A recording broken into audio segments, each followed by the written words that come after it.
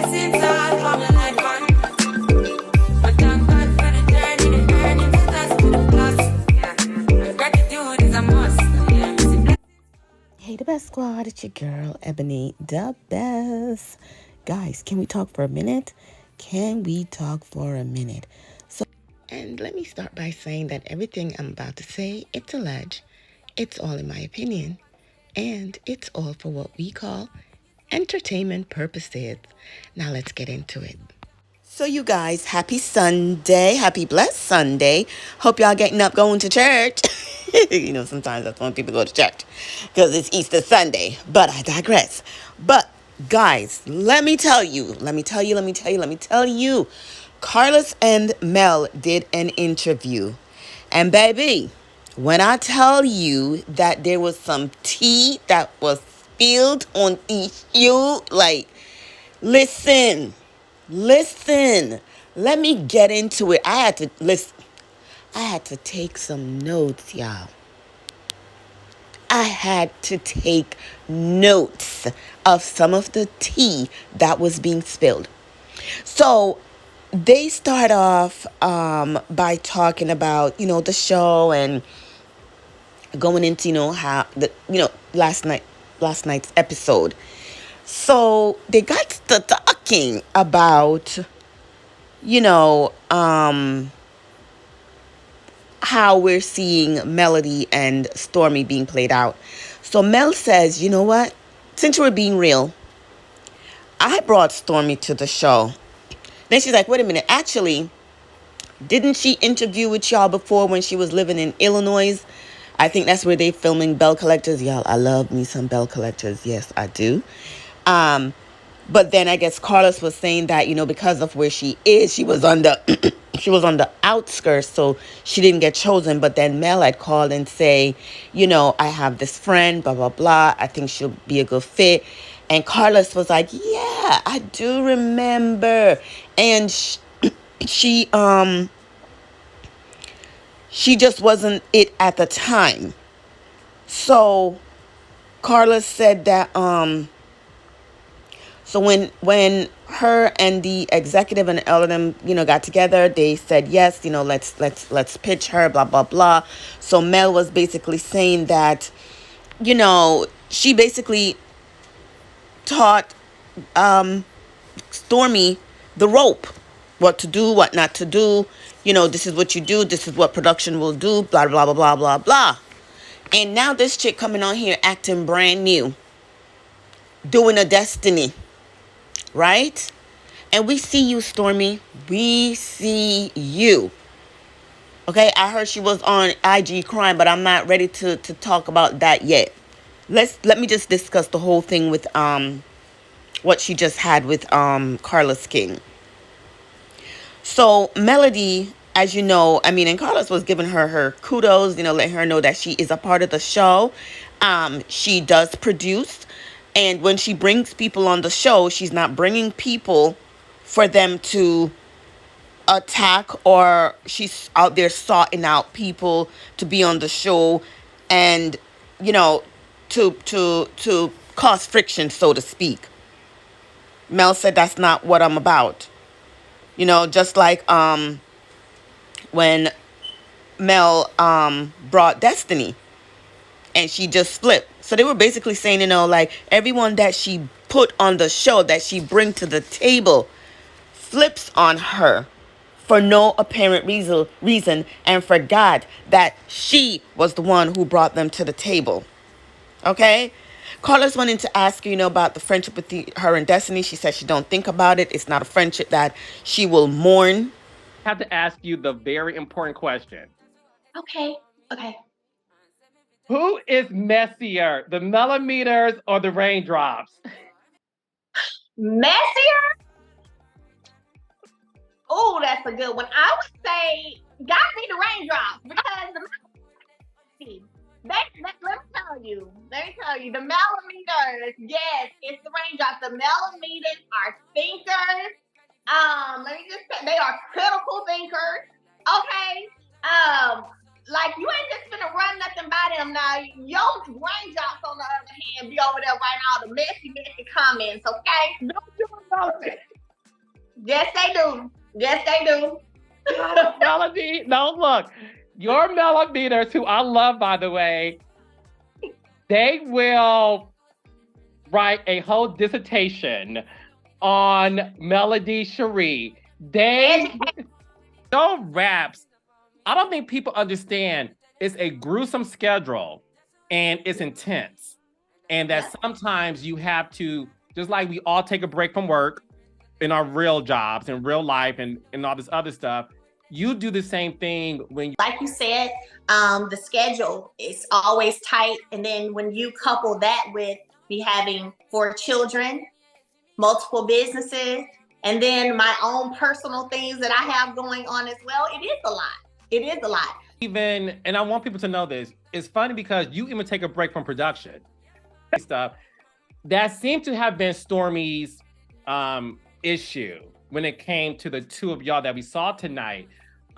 She expressed that y'all used to talk often, and then it became, in her words, it became not talking at all.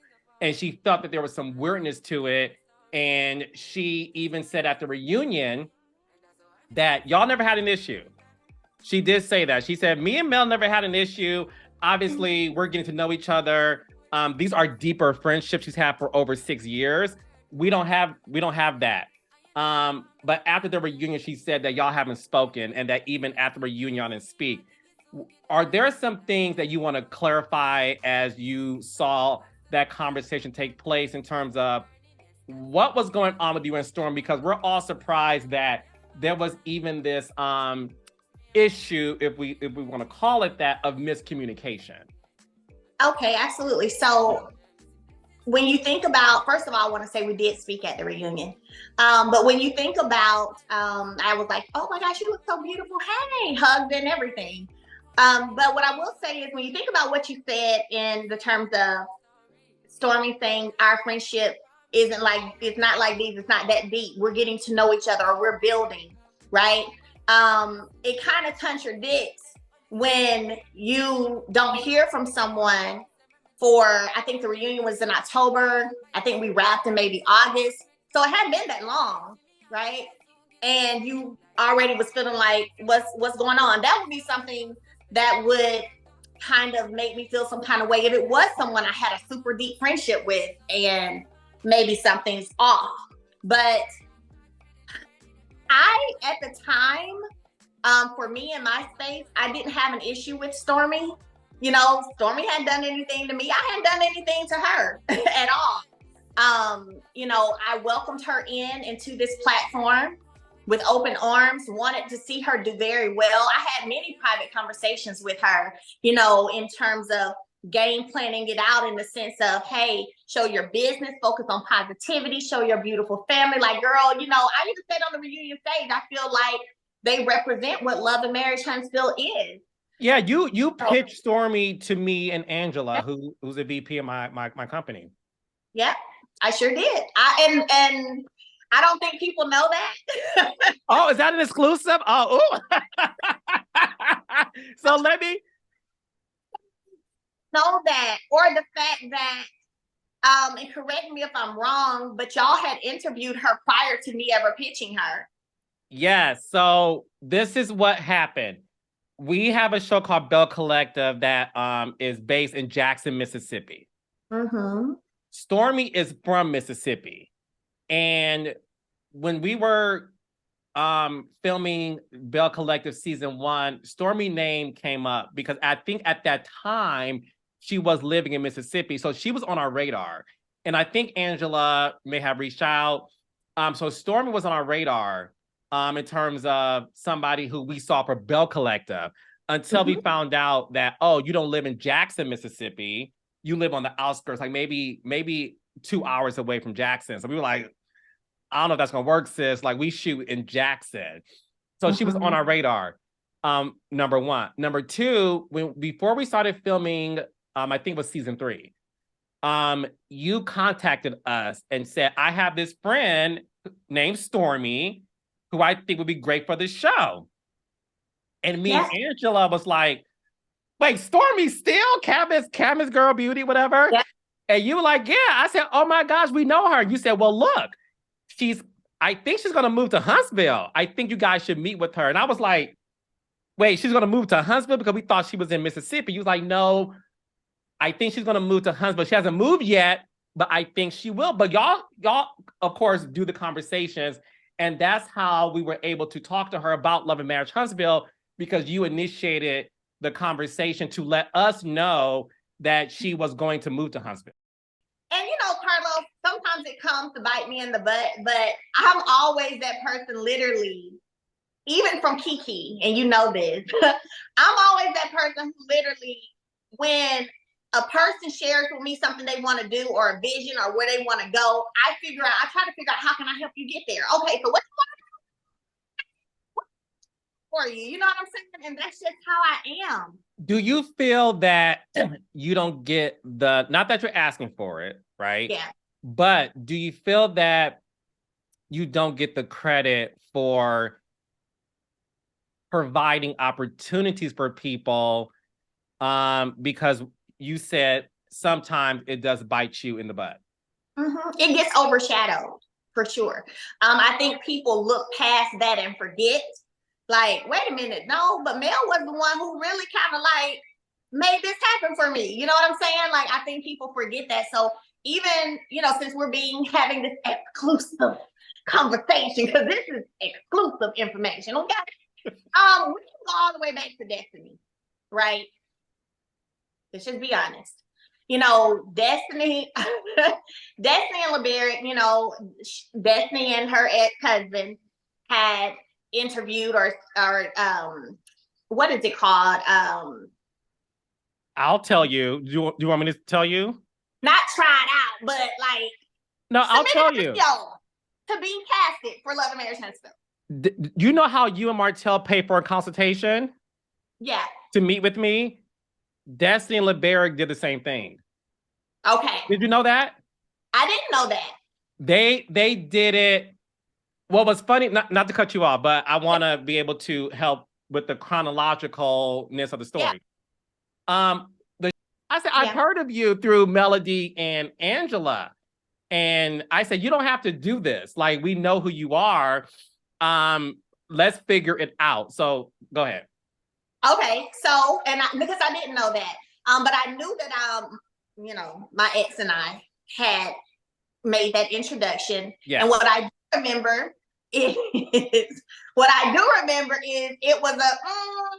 don't know, they gonna, I'm like, no, interview him again. Like, she has personality like me. She's over the top, like y'all gonna like her. You said that. That's true. Conversation, because you and I never even had this conversation, and I feel like I'm talking to my girlfriend versus, you know, the star I love, Matt Huntback. Because at the time you said me and Kimmy. Me and Kimmy. Remember, you said me and Kimmy. Yeah, you said me and Kimmy aren't the closest. There's something there, but I think it's good TV. Like, we're able to talk about it. I do think oftentimes people have seen it as, oh, Melody is casting folks to come for other folks. And what I will say with that, me being very honest, when Melody would pitch us people, because that's why you're the producer on the show, because you have a producer eye. You, even with Destiny and LeBaric, we knew that, okay, the playing field is uneven. Because at that time, it was 3 couples. Yeah. 2 of the couples are related, right? Courtesy of Maurice and Marcel being brothers. So we always knew to even the playing field. We know who can come on this show and comfort people. It's literally people like who have expressed to me that they want to be on TV or they want to be a part of the show. Not the other way around. I'm not asking. People have sought me out, and I think that gets lost in the sauce. I see a whole lot more clear now. Yeah. Do you miss your friendship with Destiny? You know, what's so interesting is I don't think about it that often. I don't think about it that much, and whether the friendship for me to necessarily mourn because it hadn't gotten all those roots, right? That my friend, for example, since college that we have, and my friend since elementary school that I have. That's totally different. Oh, do you think some people have befriended you to get on the show? Yes, I do. So you guys, I had to cut the video, but I'll post part 2. It was too long. Enjoy, and don't forget to hit that like, comment, and subscribe. This part of it is about relationship, who was using her, blah, blah, blah. I'll talk to you again. Bye. Guess it's